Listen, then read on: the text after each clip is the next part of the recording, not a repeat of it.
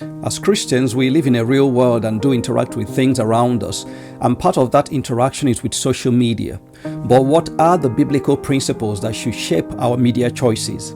Welcome to Nuggets of Truth.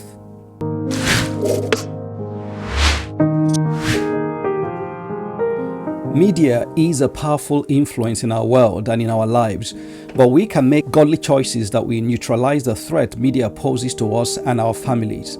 Although the Bible does not mention Facebook, Instagram, YouTube, movies, nor any other electronic media specifically, it does provide us with the principles we need to make godly decisions when it comes to media choices.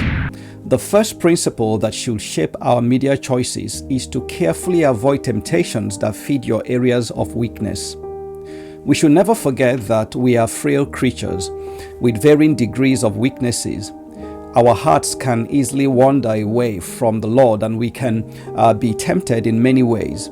The scripture makes it plain that we are spiritually weak, easily tempted, and spiritually vulnerable. When you read 1 Peter chapter 2 verse 11, it says, "Dear friends, I warn you as temporary residents and foreigners to keep away from worldly desires that wage war against your very souls." When we expose ourselves to the wrong media content, we are indirectly stirring worldly desires that will eventually wage a war against our devotion, our purity, and dedication.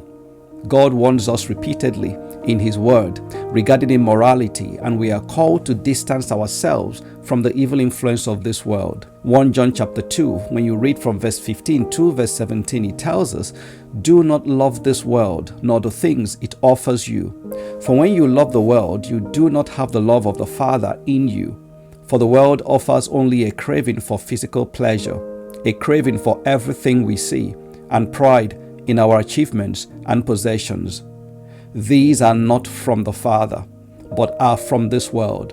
And this world is fading away along with everything that people crave. But anyone who does what pleases God will live forever." To disregard God's warnings by placing ourselves in the grip of the wrong media exposure is to foolishly place ourselves in danger. If you have a problem with lust, you don't expose yourself to the sensual and erotic. In order to avoid temptations that feed your areas of weakness, you have to carefully watch over your heart with all diligence. In Proverbs 4 verse 23, it says, "Guard your heart above all else, for it determines the course of your life." Negative media can corrupt your heart and steer your life in a different direction. We must never adopt the media's view of sin as our own. There is a sharp contrast between the Bible's depiction of sin and the media's. Consider things like adultery, witchcraft, same-sex relationships, lying, stealing, cheating, and slandering. In Scripture, the result is grief, regret, remorse, pain, difficulty, discipline, and ultimately eternal separation from God. In today's media, however, these things are usually glorified and upheld as fun, satisfying, and fulfilling without any negative consequences. But this is the direct opposite of biblical truth.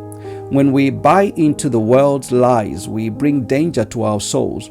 And indulging repeatedly in the wrong media, exposure naturally begins to dull the senses. And if we are not diligent, our sense of morality can be destroyed. We should not, as Christians, be entertained by the sins for which Christ died. The second principle that should shape our media choices is to invest our time wisely. Ephesians 5:16 challenges us to make the most of your time because the days are evil. Making the most of our time means that we should invest our time and energy in what matters most to God, and that is propagating the gospel and doing good deeds. Spending so much time on the wrong media presents a daily temptation to pull us away from God's purposes for our lives.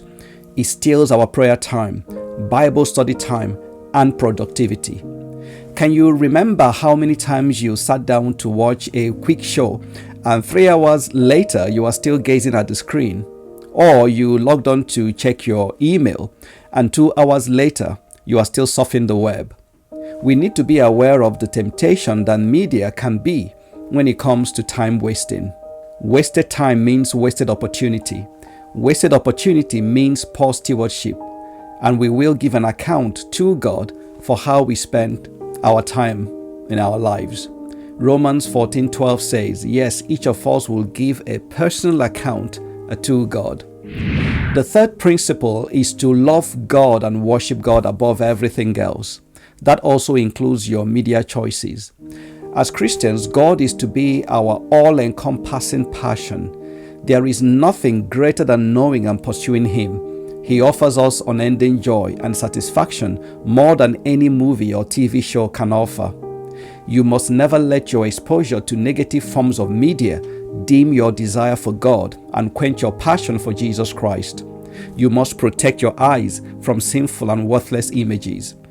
In Psalm 101 verse 3, it says, I will refuse to look at anything vile and vulgar. Job said in Job 31 verse 1, he said, I have made a covenant with my eyes not to look with lust at a young woman.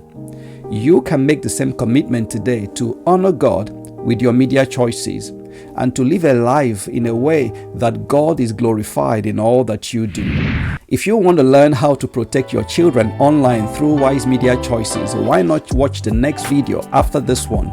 It will give you tips on how to keep your children safe online. And don't forget to subscribe if you want more content like this, and I'll see you in the next video.